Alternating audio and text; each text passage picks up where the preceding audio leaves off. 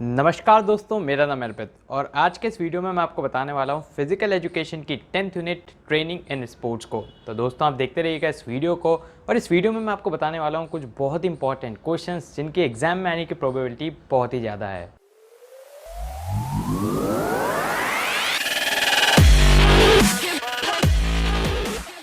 दोस्तों हम already unit 1 से 9 को देख चुके हैं और ये सब लेटेस्ट सीबीएसई के सिलेबस के अकॉर्डिंग हम देख रहे हैं। साथ ही मैंने आपके लिए कुछ बहुत ही अच्छे नोट्स भी बनाए हैं जिसका लिंक आपको डिस्क्रिप्शन में मिल जाएगा, तो एक बार आप उनको भी चेक कर लीजिएगा। और आइए अब हम स्टार्ट करते हैं फिजिकल एजुकेशन की 10th यूनिट को। तो स्टार्ट करते हैं अपन 10th यूनिट को। 10th यूनिट का नाम है ट्रेनिंग इन स्पोर्ट्स और देख लेते हैं अपने को क्या क्या इस कंप्लीट यूनिट में पढ़ना है। तो सबसे पहले अपन पढ़ेंगे स्ट्रेंथ, इसकी अपन डेफिनेशन देखेंगे, तो अपन देखेंगे क्या वेरियस इसके टाइप्स है, मेथड्स कौन से स्ट्रेंथ को इंप्रूव करने के, जैसे आइसोमेट्रिक, आइसोटोनिक, आइसोकाइनेटिक, बहुत ही अच्छे से अपन इन सभी को देखने वाले हैं। देन यहाँ पर अपन देखने वाले एंड्योरेंस को, उसकी डेफिनेशन को देखेंगे, देन देखेंगे कितने टाइप्स की होती है एंड्योरेंस। देन अपन देखने वाले various methods to develop endurance, continuous training, interval training और फार्टलेक ट्रेनिंग, तीनों को देखने वाले। बहुत इंपॉर्टेंट ये टॉपिक है। आगे अगर अपन बढ़े तो अपन देखेंगे कि स्पीड क्या होती है, उसकी डेफिनेशन, टाइप्स, मेथड, कैसे अपने को उसको डेवलप करना है, और दो जो मेथड है बहुत इंपॉर्टेंट है, एक्सेलरेशन रन और पेस रन, इनको बहुत ही अच्छे से अपन देखने वाले हैं। देन इसके बाद अपन देखेंगे कि किस तरह से फ्लेक्सिबिलिटी को अपन डेवलप कर सकते हैं, क्या क्या इसके मेथड्स रहते हैं, और लास्ट में अपन देखेंगे कोऑर्डिनेटिव एबिलिटीज़। आइए मैं आपको बता देता हूं कि कौन कौन से प्रश्न पूछे गए हैं सीबीएसई के द्वारा लेटेस्ट अपने सैंपल पेपर में। तो सीबीएसई ने पूछा है interval training is use for developing, मतलब हमें पढ़ना पड़ेगा बहुत ही अच्छे से कि इंटरवल ट्रेनिंग क्या होता है और इससे क्या अपन डेवलप करते हैं। तो यहाँ पर मैं आपको आंसर बता देता हूँ, एंड्योरेंस इसका आंसर है। लेकिन हाँ, अभी हम इसको बहुत ही अच्छे से पढ़ेंगे, उसके बाद आराम से आप इसको डील कर पाएंगे। वहीं पर एक और प्रश्न यहाँ पर यह भी आया था कि रेजिस्टेंस एबिलिटी अगेंस्ट फटीग, इसको क्या बोलते हैं। तो जब भी यहाँ पर फटीग का नाम आए तो बिल्कुल आपको आंख बंद करके वहाँ पर आंसर लगाना होगा एंड्योरेंस। बिल्कुल अपन पढ़ेंगे कि ये क्या होते हैं, डिटेल में इसको अपन देखने वाले हैं। देन यहाँ पर एक और प्रश्न आया था सीबीएसई के सैंपल पेपर में, जहाँ पर आपसे पूछा गया था आपको एक्सप्लेन करने किन्हीं भी 3 तरह के कोऑर्डिनेटिव एबिलिटीज़ को। तो वेरियस कोऑर्डिनेटिव एबिलिटीज़ मैं आपको यहाँ पर बताऊंगा और फिर मैं बताऊंगा कि क्या क्या आपको वहाँ पर लिखना है। सो आइए स्टार्ट करते हैं अपन अपने पहले टॉपिक से, और पहला टॉपिक है अपने पास स्ट्रेंथ। तो इसकी एक बहुत ही सिंपल से डेफिनेशन यहाँ पर मैंने आपको बताई है, जो कि है it is the ability to act और ओवरकम दी रेजिस्टेंस। तो मतलब कोई भी रेजिस्टेंस है, अगर आपको उसको ओवरकम करना है तो उसी को अपन बोलेंगे स्ट्रेंथ। फॉर एग्जाम्पल मेरे हाथ में ये फ़ोन है और फ़ोन को मैं बस यूँ उठा रहा हूँ, तो ये भी एक मेरे लिए रेजिस्टेंस है, और जब मैं इसको ओवरकम कर रहा हूँ इसका मतलब ये है कि मैं अपनी स्ट्रेंथ का यूज़ कर रहा हूँ। Then various types of strength यहाँ पर मैं आपको बता देता हूँ दोस्तों। ये जो फ्लो चार्ट्स है ना, बहुत ज़्यादा काम के इनको, मतलब आप अगर नोट्स बना रहे हो तो इनको आप बिल्कुल अपनी कॉपी में एज इट इज़ बना लेना। और वैसे भी आपको ये सारे कंप्लीट नोट्स डाउनलोड करने के लिए मिल जाएंगे, तो वहाँ से आप इसको डाउनलोड तो कर ही सकते हैं। सो यहाँ पर सबसे पहले अपने पास आ जाएगा डायनेमिक स्ट्रेंथ और स्टैटिक स्ट्रेंथ। ठीक है, तो स्ट्रेंथ को दो पार्ट्स में डिवाइड किया। देन अगर अपन डायनेमिक स्ट्रेंथ की बात करें तो उसको अपन ने और ज़्यादा पार्ट्स में डिवाइड किया है, जो कि है अपने पास maximum strength, then explosive strength और स्ट्रेंथ एंड्योरेंस। तीनों को अपन एक एक करके समझेंगे भी सही।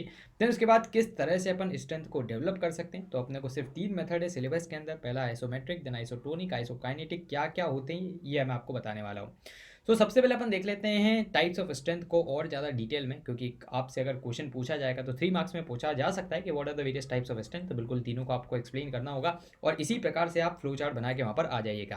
पहला आएगा अपने पास मैक्सिमम स्ट्रेंथ। मैक्सिमम स्ट्रेंथ का मतलब होता है it is an ability to act against maximum resistance. For example आप जिम में गए हैं और वहाँ पर आप 12.5 kg का डंबल को उठाते हैं, तो अगर आप 12.5 से बिल्कुल 1 kg ज़्यादा भी नहीं उठा पा रहे, मतलब वो सिर्फ आप उसी वेट को उठा पा रहे हैं, तो अपन क्या बोलेंगे कि आपका मैक्सिमम जो स्ट्रेंथ होगी वो हो जाएगी 12.5 kg का डंबल। ठीक है, मतलब उससे ज़्यादा आप फिर नहीं उठा पाओगे। देन अगला आ जाएगा अपने पास एक्सप्लोजिव स्ट्रेंथ। एक्सप्लोजिव स्ट्रेंथ क्या होता है, ये एक एबिलिटी होती है to act against resistance with speed. मतलब यहाँ पर आप क्या करोगे, बहुत ही स्पीड के अंदर किसी भी रेजिस्टेंस को ओवरकम कर पाओगे। सो मैक्सिमम रेजिस्टेंस हमेशा ज़्यादा रहेगा एक्सप्लोजिव स्ट्रेंथ से, मैक्सिमम स्ट्रेंथ। ठीक है, क्योंकि मैक्सिमम स्ट्रेंथ का मतलब ये होगा बिल्कुल भले टाइम कितना ही लग जाए लेकिन आप उस स्ट्रेंथ को, आप उस रेजिस्टेंस को ओवरकम कर पा रहे हो।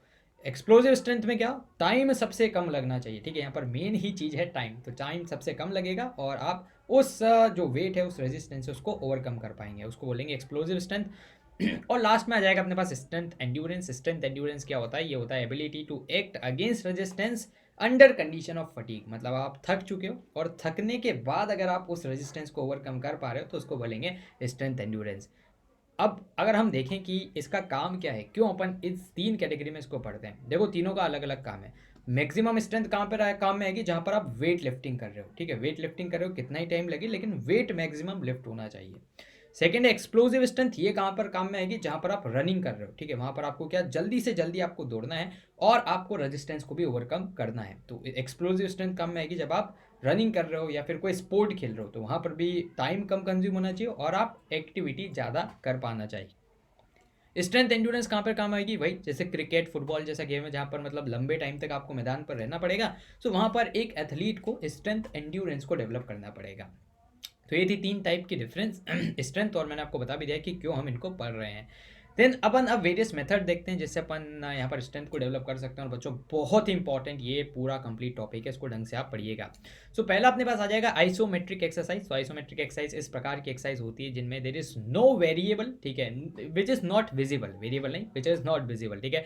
जैसे दीवार को धक्का देना, तो अगर आप दीवार को धक्का दोगे ना और एक दीवार स्टेटिक है तो बिल्कुल पता ही नहीं लगेगा कि आप कुछ कर भी रहे हो ना, work done is equals to zero. तो जिनने भी फिजिक्स पढ़ी उनको पता है कि अगर आप पुश करोगे अगेंस्ट स्टडी वॉल तो वर्क डन जीरो होगा, लेकिन भाई साहब इतने ज़्यादा हाथ पैर दुखना स्टार्ट हो जाएंगे ना, क्या ही बताएं।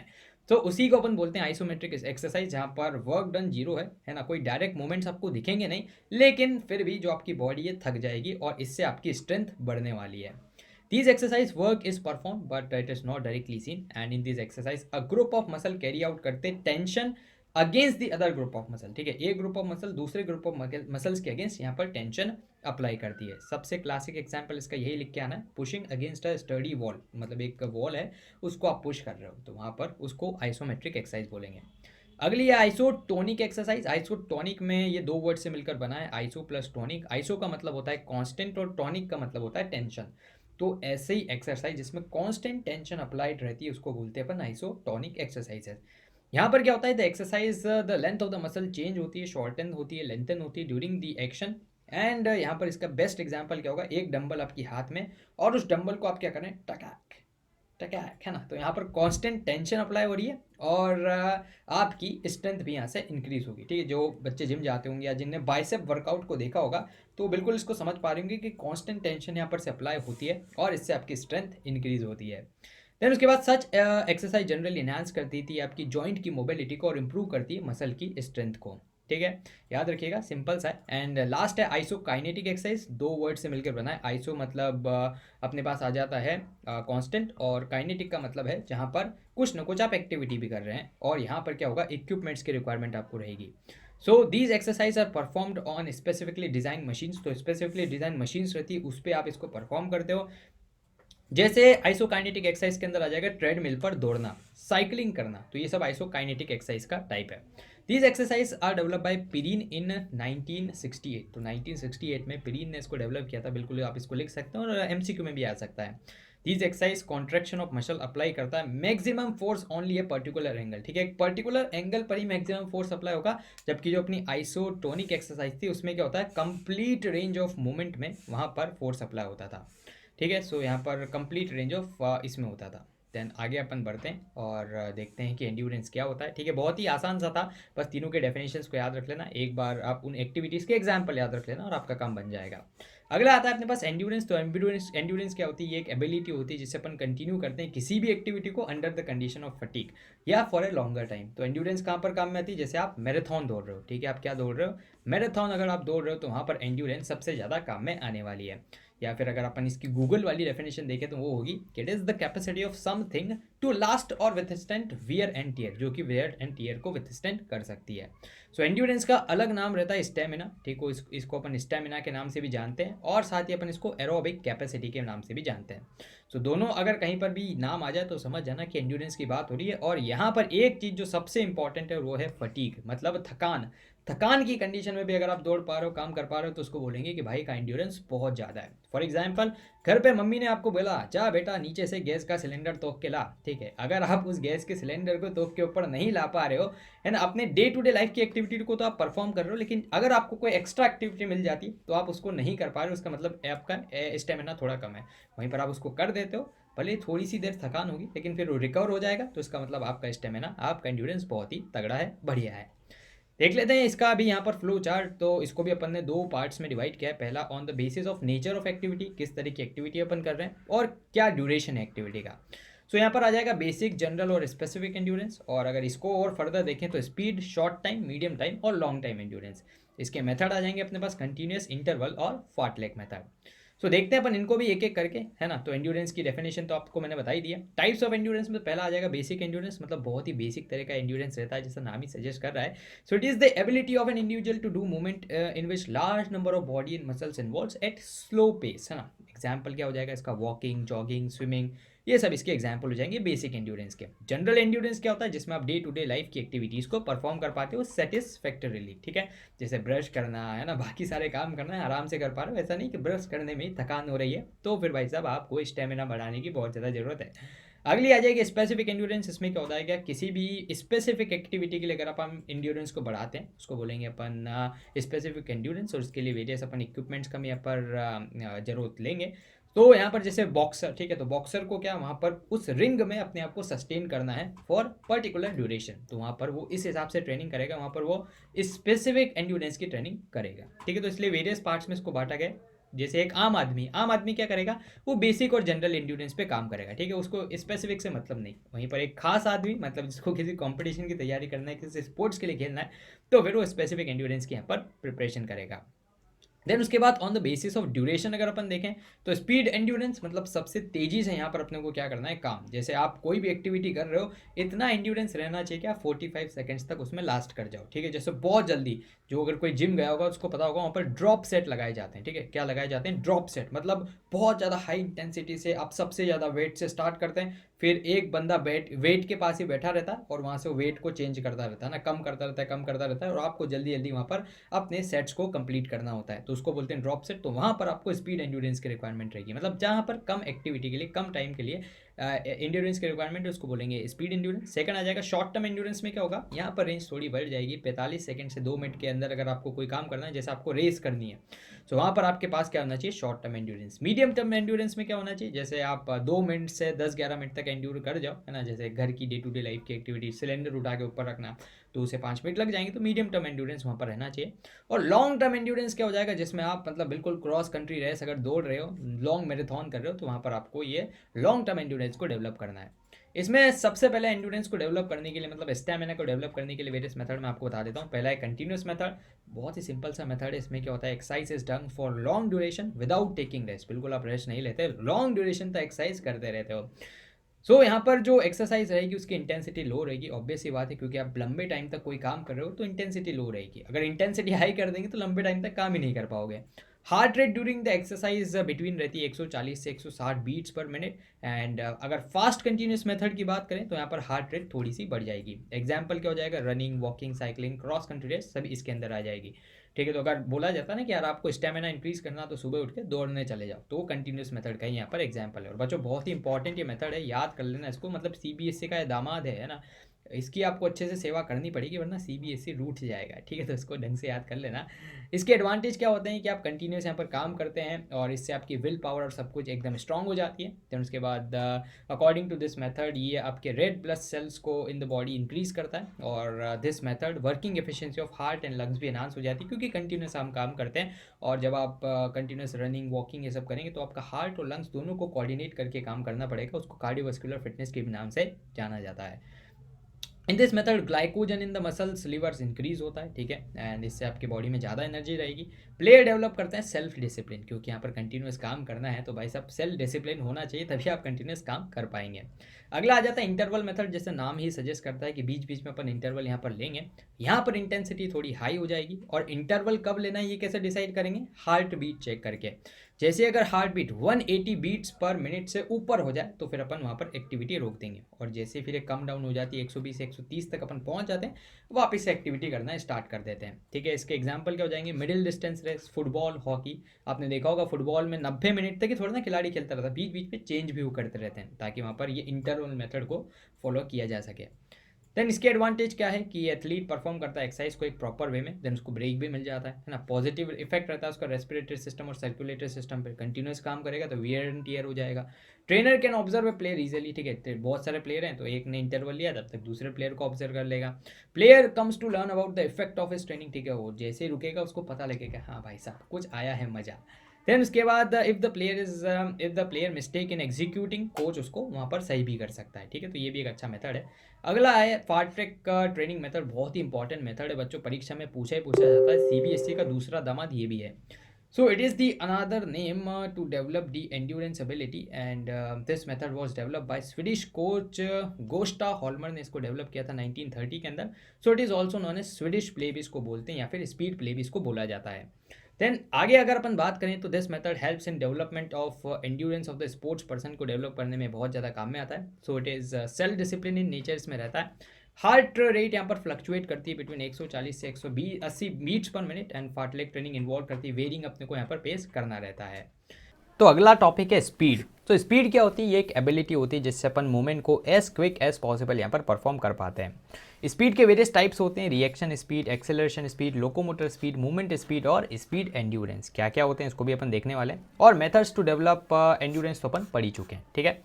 तो बढ़ते अपन आगे और यहाँ पर देख लेते हैं टाइप्स ऑफ स्पीड क्या है। तो पहली है रिएक्शन स्पीड एबिलिटी। तो यहाँ पर ये एक ऐसी स्पीड रहती है जिससे अपन किसी भी रेजिस्टेंस के अंदर या फिर किसी भी सिग्नल के प्रति रिएक्ट कर पाते हैं।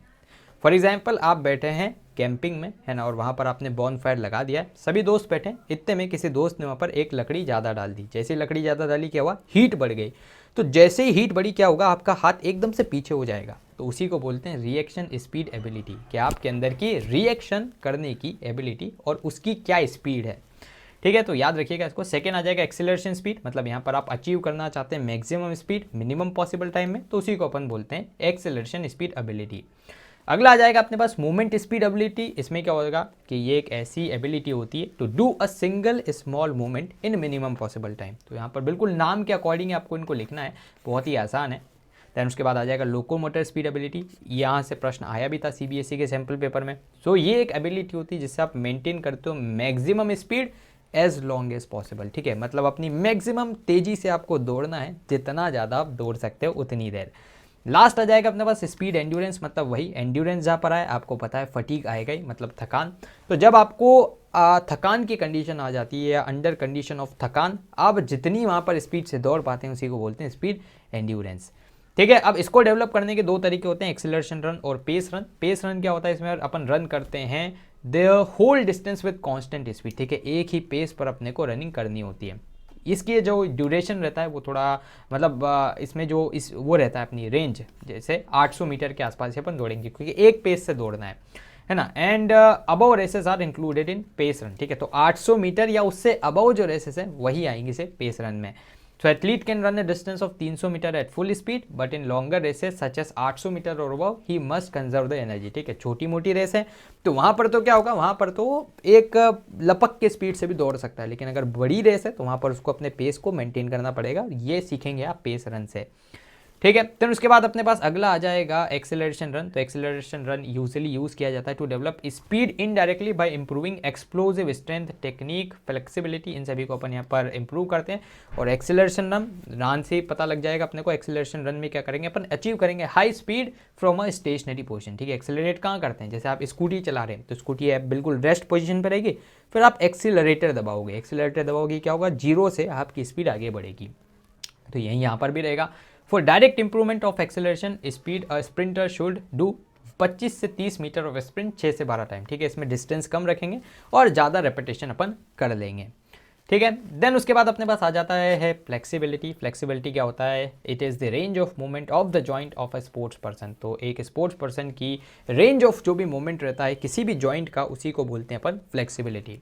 दो तरह की फ्लेक्सिबिलिटी रहती है, एक्टिव और पैसिव फ्लेक्सिबिलिटी। एक्टिव फ्लेक्सिबिलिटी में क्या होता है? The ability to do joint movement without any external help, ठीक है। तो अगर आप किसी भी जॉइंट को बिना किसी एक्सटर्नल हेल्प से मूव कर पा रहे हैं तो उसको बोलते हैं अपन एक्टिव फ्लेक्सिबिलिटी। और जहाँ पर आपको किसी की मदद लेनी पड़ती है, जैसे आपने सिटअप्स अगर करे होंगे तो सिटअप्स में क्या होता है कि अगर आपको पूरा ही ऊपर नीचे होना है तो आपको किसी को अपने पाँव को पकड़वाना पड़ेगा, ठीक है। तो कोई आपके पाँव को पकड़ता है, आपके पैरों को, और फिर आप ऊपर नीचे होते हो, तो उसको बोलेंगे पैसिव फ्लेक्सिबिलिटी। जबकि जैसे आप हाथ को अपने आप ही पूरा मूव कर सकते हो तो उसको बोलेंगे अपन एक्टिव फ्लेक्सिबिलिटी, ठीक है। देन उसके बाद मेथड्स टू डेवलप में क्या आ जाएगा? Ballistic method, slow stretch and hold method, और लास्ट आ जाएगा पोस्ट आइसोमेट्रिक स्ट्रेच मेथड। तो 3 तरह की मेथड्स रहते हैं जिससे आप अपनी फ्लेक्सिबिलिटी को इंक्रीज कर सकते हैं। एक्टिव फ्लेक्सिबिलिटी, जैसे मैंने आपको बताया कि आप बिना एक्सटर्नल हेल्प के यहाँ पर काम करेंगे, जैसे हाथ का मूवमेंट है ना, ये भी 2 तरह की होती है, स्टैटिक और डायनेमिक। स्टैटिक में क्या होता है, it usually required by a sport person when he remains in static position. तो जब कोई बंदा स्टैटिक पोजीशन में रहता है तो उसको बोलते हैं अपन स्टैटिक फ्लेक्सिबिलिटी, जैसे डाइव करना, स्टेइंग है ना, लाइंग एक्सेट्रा, सिटिंग। तो सिटिंग में क्या होता है, यहाँ पर भी फ्लेक्सिबिलिटी की जरूरत तो रहती है लेकिन स्टैटिक वाली। डायनेमिक में क्या होता है कि जब आप वॉकिंग कर रहे हैं, रनिंग कर रहे हैं, तो यहाँ पर आपको डायनेमिक फ्लेक्सिबिलिटी की जरूरत पड़ती है। देन पैसिव फ्लेक्सिबिलिटी में आपको किसी और की एक्सटर्नल हेल्प लेनी पड़ेगी, तब आप कंप्लीट रेंज ऑफ मोशन यहाँ पर से परफॉर्म कर पाएंगे। देन मेथड्स टू डेवलप की बात करें तो पहला आ जाएगा slow stretch and hold method. Slow stretch and hold method में क्या करेगा, धीरे धीरे आप स्ट्रेचिंग करोगे अपनी जॉइंट्स की, मैक्सिमम लिमिट तक इसको ले जाओगे और वहाँ पर फिर उसको होल्ड करोगे, जैसे आप वीडियो में देख पा रहे हो मेरे को, है ना। देन उसके बाद फिर वापस से आप पीछे आ जाओगे, तो उसको क्या बोलेंगे, स्लोली स्ट्रेच करना मैक्सिमम लिमिट तक और फिर मैक्सिमम लिमिट पर जाके होल्ड कर लेना। बैलिस्टिक मेथड में क्या करोगे, ये एक ऐसा मेथड होता है जिसमें आप स्विंगिंग करते हो, ठीक है, अपने जैसे आर्म का तेज आपको करना है ना। बैलिस्टिक मतलब फुल तेजी से। And a proper warm up should be done before this exercise, ठीक है। यहाँ पर सिंस जहाँ पर भी स्पीड इन्वॉल्व होती है तो वहाँ पर आपको वार्म अप अच्छे से करना पड़ेगा। So due to stretching of the muscle can be done in a rhythm, है ना। तो यहाँ पर स्ट्रेचिंग को आप एकदम रिदम में परफॉर्म करते हो बैलिस्टिक मेथड में। देन उसके बाद अपने पास अगला आ जाता है यहाँ पर पोस्ट आइसोमेट्रिक स्ट्रेच मेथड। इसमें क्या होता है, it gives a very low resistance to that stretch and the duration of stretch should be increased up to 8 से 10 सेकंड्स एंड रिपीटेशन आपको करना रहेगा। पोस्ट आइसोमेट्रिक, ठीक है, तो आइसोमेट्रिक के बाद जस्ट जो आप स्ट्रेचिंग करते हो तो वो वहाँ से भी आपकी फ्लेक्सिबिलिटी इंक्रीज होने वाली है। लास्ट यहाँ पर आ जाता है अपने पास कोऑर्डिनेटिव एबिलिटीज़। और कोऑर्डिनेटिव एबिलिटीज़ क्या होता है, तो those abilities of an individual जो कि इनेबल करती है किसी भी इंडिविजुअल को to various related activities properly as well as efficiently, आप यहाँ से कोई भी एक्टिविटीज़ को परफॉर्म कर पाते हैं।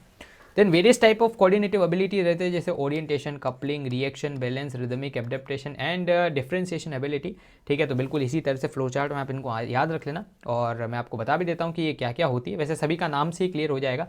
सो कोऑर्डिनेटिव एबिलिटीज़ ऐसी एबिलिटीज़ होती है जिसमें आप वेरियस बॉडी पार्ट्स को कोऑर्डिनेट करवाते हैं एक दूसरे से, जैसे हैंड आई कोऑर्डिनेशन, ठीक है। आपने क्रिकेट में बहुत बार सुना होगा हैंड आई कोऑर्डिनेशन, मतलब दिमाग मतलब हाथों और आंखों का कोऑर्डिनेशन, उसी के बाद आप परफेक्ट कवर ड्राइव मार पाते हो। यहाँ पर रिएक्शन एबिलिटी की अगर अपन बात करें तो इसका मतलब ये होगा कि किसी भी रिएक्शन, किसी भी सिग्नल के अगेंस्ट एक्ट करना, ठीक है, तो उसको बोलेंगे रिएक्शन एबिलिटी। इसमें आ जाएगा अपने पास सिंपल रिएक्शन या फिर कॉम्प्लेक्स रिएक्शन, है ना। छोटा मोटा अगर कुछ चीज़ हुआ, छोटा मोटा सिग्नल है, उसके खिलाफ अगर आप रिएक्ट कर रहे हो सिंपल, अगर आप किसी कॉम्प्लेक्स सिग्नल के खिलाफ रिएक्ट कर रहे हो तो उसको बोलेंगे कॉम्प्लेक्स रिएक्शन एबिलिटी। सिंपल है बिल्कुल, आपको इसको एज इट इज लिखना है। ओरिएंटेशन एबिलिटी क्या होती है, एक एबिलिटी होती है पर्सन की जिससे वो अपने आप को एडजस्ट कर लेता है ना, according to the time and condition of the place, and this ability has different importance in each game, ठीक है। तो यहाँ पर कोऑर्डिनेशन एबिलिटी का सबसे ज़्यादा इंपॉर्टेंस कहाँ रहता है, क्रिकेट में, फुटबॉल में, स्पोर्ट्स एंड गेम्स में सबसे ज़्यादा इनका इंपॉर्टेंस रहता है। कपलिंग एबिलिटी क्या होती है, it is the ability of a player to move his physical organs in order to do this activity, ठीक है। तो कोई भी एक्टिविटी उसको करना है तो वहाँ पर वो अपने ऑर्गन्स को मूव करवा पा रहा है। For example coordination between hand and I, ठीक है, जैसा मैंने आपको बताया hand eye coordination, feet eyes का कोऑर्डिनेशन, ठीक है। फीट और आइज का कोऑर्डिनेशन कहाँ रिक्वायर्ड होगा, फुटबॉल के अंदर। हैंड और आई का कोऑर्डिनेशन कहाँ पर रिक्वायरमेंट रहेगा, बैडमिंटन के अंदर, क्रिकेट के अंदर, ठीक है। इस प्रकार के जितने भी इवेंट्स हैं उनके अंदर इसका यहाँ पर रिक्वायरमेंट रहेगी, ठीक है। अब मैं आपको कुछ बता भी देता हूँ इंपॉर्टेंट क्वेश्चन, जैसे फर्स्ट क्वेश्चन अगर अपने पास है एमसीक्यू में कि the method in which there will be no change in the length of the muscle, कोई लेंथ ऑफ मसल्स में चेंज नहीं होगा। अपने पढ़ा था आइसोमेट्रिक एक्सरसाइज रहती है जिसमें कोई चेंज नहीं रहता, जैसे दीवार पे धक्का मारना। अगला अपने पास आ जाएगा सेकंड क्वेश्चन की नेम द एबिलिटी जो कि हेल्प करती है अपने को जिससे अपन ओवरकम कर सकते हैं रेजिस्टेंस को विद स्पीड, तो उसको अपन बोलते हैं एक्सप्लोजिव स्ट्रेंथ। देन अपने पास अगला मेथड है, अगला प्रश्न है कि which is not the method to develop endurance. तो अपनों ने कुछ मेथड पढ़े थे जिसमें से पोस्ट आइसोमेट्रिक स्ट्रेच मेथड ये एंड्योरेंस को नहीं डेवलप करता, ये फ्लेक्सिबिलिटी को डेवलप करता है, ठीक है। इसको आपको याद रखना है। एंड अगला प्रश्न अपने पास आ जाएगा फोर्थ प्रश्न, स्पीड प्ले किसका एक और नाम है, तो फार्टलेक मेथड को अपन स्पीड प्ले के नाम से भी जानते हैं। और एबिलिटी जो कि हेल्प करती है अपनी to do the movement with greater range, तो इसी को अपन बोलते हैं फ्लेक्सिबिलिटी। सो ये था अपना 10th चैप्टर। तो फिलहाल के लिए इस वीडियो में इतना ही। मुझे उम्मीद है कि आपको ये वीडियो पसंद आया होगा। अगर आपके कोई भी डाउट्स हों तो आप उसको कमेंट बॉक्स में लिख दीजिएगा। दोस्तों मैंने आपके लिए कमेंट बॉक्स में एक इंपॉर्टेंट क्वेश्चन को भी पिन अप कर रखा है, आपको उसका आंसर #ANS लिखकर अगली लाइन से स्टार्ट करना है। मैं आपके सभी आंसर्स को पर्सनली मॉनिटर करूंगा और अगर वहाँ पर मुझे कुछ भी गलती दिखती है तो मैं आपको वहीं पर रिप्लाई कर दूंगा। दोस्तों आप हमारे चैनल को भी सब्सक्राइब कर लीजिएगा, क्योंकि इससे हमें और भी ज़्यादा मोटिवेशन मिलता है आपके लिए वीडियोस बनाने के लिए। सब्सक्राइब बटन के पास बने एक बेल आइकन को भी आप ज़रूर से दबा दीजिएगा, ताकि हमारे चैनल की लेटेस्ट नोटिफिकेशंस आपसे मिस ना हो। तो दोस्तों धन्यवाद। जय हिंद, जय भारत।